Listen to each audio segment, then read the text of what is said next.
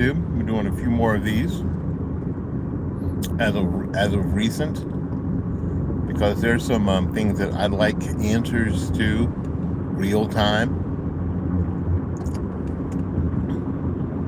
I'm still kind of tired because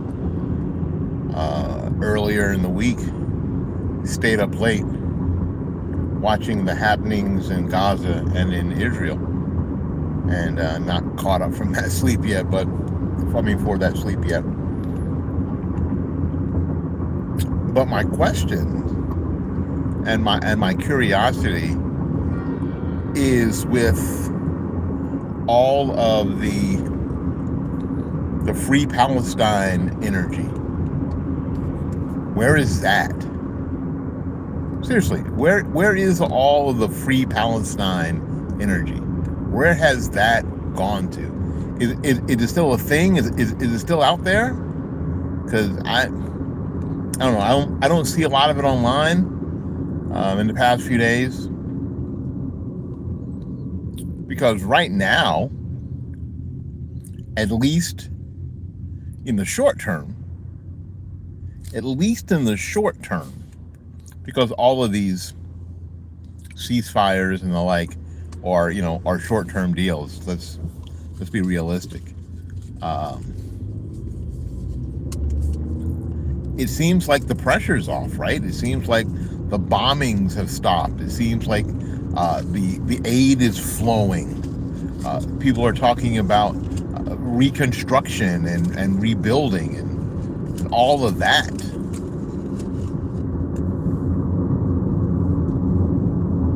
It seems like the occupiers, people who were supposed to be there, have backed up to some pre-agreed to borders.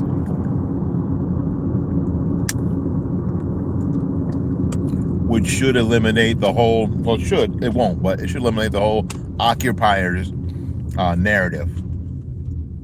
All this is actually happening.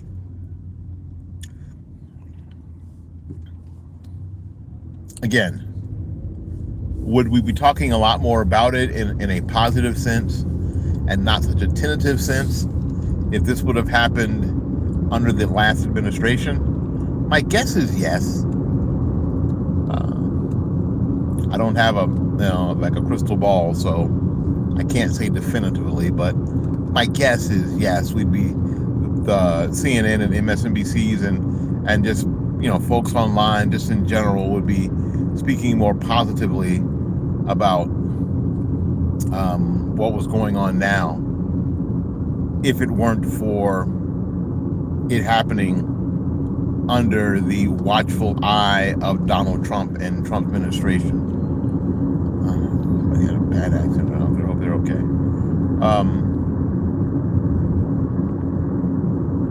Which really ought to open people's eyes up about the bias that they see, not only in the media, but the bias that they see, online.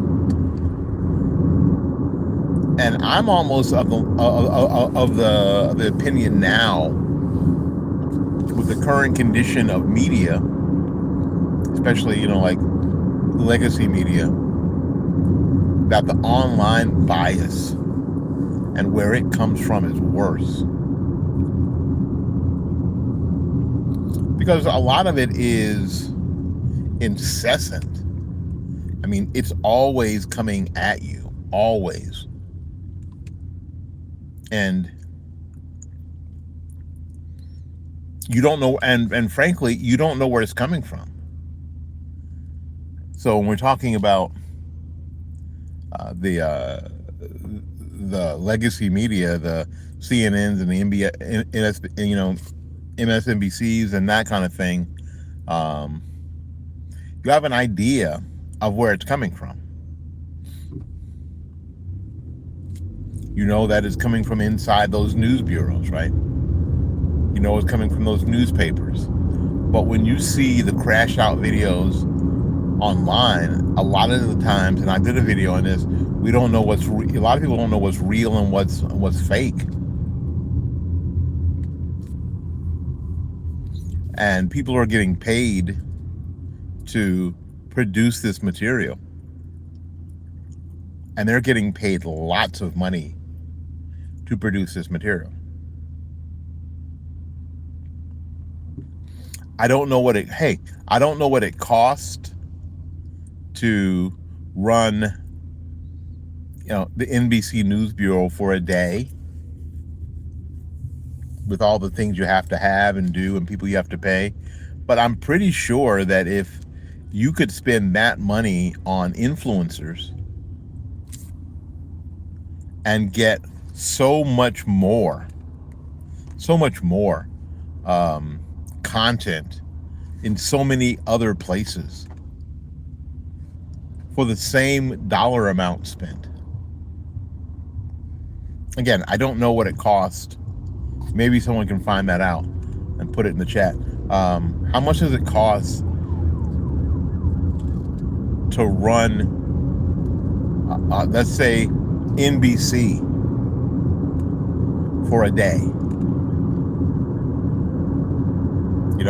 Just for a day.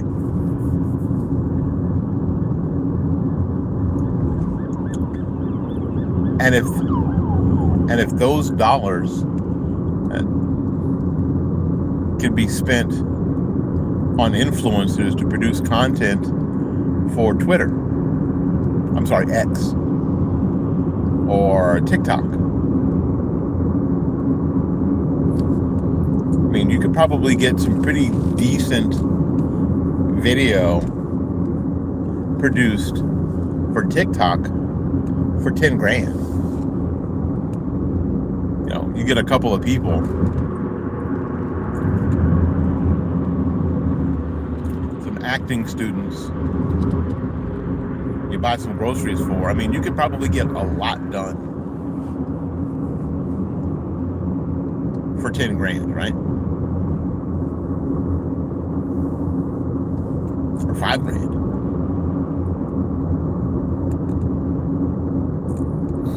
And we don't know where that money's coming from. We can say that it's George Soros, or we can say that it's, all of Soros's, minion and organizations, and we probably wouldn't be wrong. But online, on Twitter, on X, on Facebook, on Instagram and TikTok, they don't have to really disclose, and they really don't disclose, where a lot of this outrage video is coming from. Some of the scenes that you see.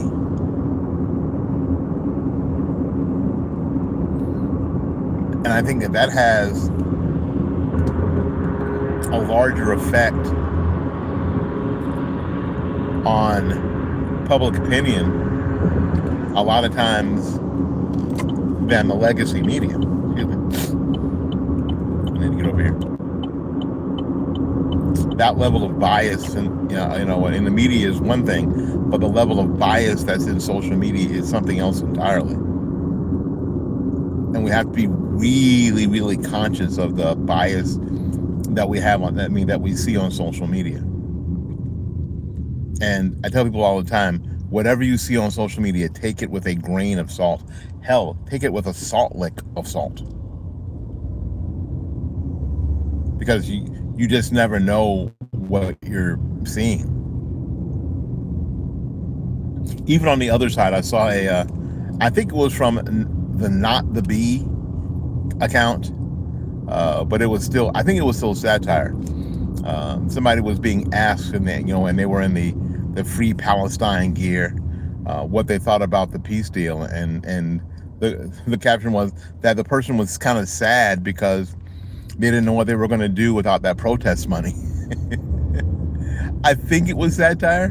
As a matter of fact, I hope it was, but it kind of proved a point that a lot of the things that we're seeing, especially with the protests, are not grassroots astroturf. A lot of it's astroturf. A lot of those people who are showing up are getting paid. We've actually seen some video of some creators who who recognized people at different protests and actually found out that they were actually getting paid to come out and protest. I mean, the left is super good at that. And those in the Republican and those in the conservative movement are not.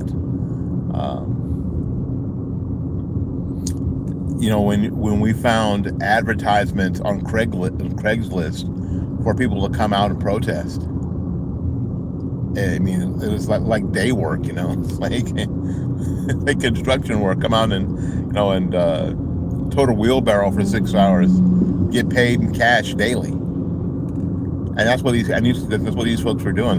They were coming out and doing these protests and being involved in these protests and getting paid daily in cash. And nobody knows who was paying them. Nobody knows who was setting these protests up. But they were getting a lot of attention. And they were getting a lot of attention on social media to sway opinion. A lot of attention on social media to sway attention. So we have to be very, very careful about, first of all, about the stuff that we take in on social media and the credence that we give to it. I know a lot of conservatives that get really hot and bothered about what they see on social media, and I try to tell them, half the stuff you see isn't real, so don't worry about it. Half the stuff we see on social media isn't real, so don't worry about it. Just don't worry about it. A lot of those protesters out there, they're not stupid. They're just people trying to pay their rent. And they really don't care one way or the other. They're not the voting public. I mean, just stop caring so much about what you're seeing, because a lot of what you're seeing isn't real. It's just not real. Anyway, what do you think? Write it down in the comments. My call to action today, and I've been told that I need to have a call of action every time I do a video, is to try to look through as many of these videos on social media, on X and on TikTok and the like, and really explore to see if there's truth in them, or if it's just performance art. A lot of performance art too. Anyway, we got to get out of here, make room for somebody else. So until we see you again, go out there and learn something, love somebody, and for goodness sakes, y'all take care of yourself. We will see you when we see you. Bye-bye now.